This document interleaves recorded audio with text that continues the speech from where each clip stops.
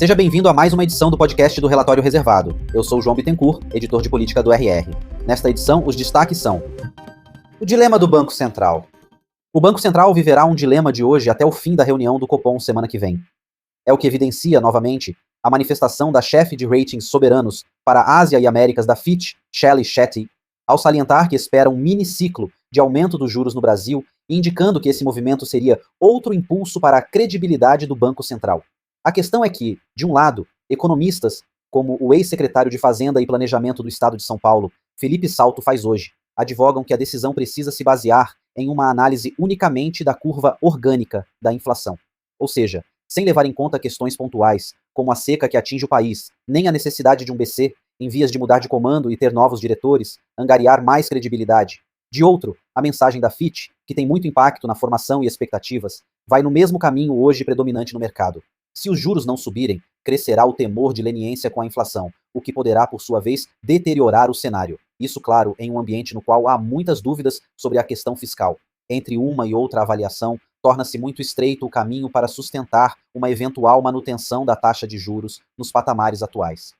Mesmo que a percepção puramente técnica fosse de que há tempo para entender melhor o cenário, por exemplo, com o impacto da redução prevista, também na semana que vem, pelo Fed, bem como de avanços do governo federal na questão fiscal.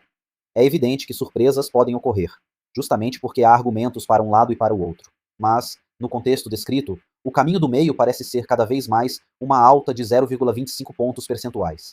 Não porque se possa cravar esse número, e sim porque seria palatável para diferentes correntes e manteria mais opções em aberto. Haddad vem, vê e arrecada. Entre os fatores que podem fazer parte da conta do BC, justamente, agora ou em um futuro próximo, estarão os novos acordos que o governo costura no Congresso. Montado nos bastidores e com forte contribuição de Arthur Lira, o projeto aprovado ontem na Câmara, que reonera gradativamente 17 setores da economia, é a maior e mais efetiva vitória no Congresso em muito tempo. Isso porque, 1. Significa uma solução negociada para um tema que nem deputados nem senadores queriam alterar, não fosse a intervenção do STF. 2. O texto final, como não se via desde a primeira fase da reforma tributária, mais até do que na regulamentação, foi amarrado em estreitas conversas com a Fazenda, e assim corresponde às expectativas e projeções de arrecadação de Haddad. 3. Para além desse resultado específico, embute uma mudança estrutural defendida pelo ministro e por Lula. A reversão da política de desonerações setoriais, que na verdade foi impulsionada pelo PT durante o governo Dilma. Algo que parecia difícil de conseguir frente à oposição até de aliados como o senador Rodrigo Pacheco e frente a um Congresso no qual o governo não tem maioria, longe disso. PIB 2024. Ainda em relação ao vigor da economia, também na mira do BC, o foco nessa sexta estará no IBC-BR de julho. O número terá influência direta, igualmente, na consolidação das apostas para o PIB de 2024, que a Fazenda já crava acima de 3%. As indicações até agora são de crescimento no comércio e serviços e recuo na indústria.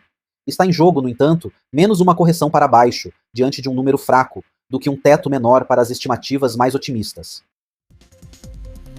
A voz que você ouviu nesse podcast foi gerada por inteligência artificial, mas todo o conteúdo escrito foi produzido por jornalistas do Relatório Reservado.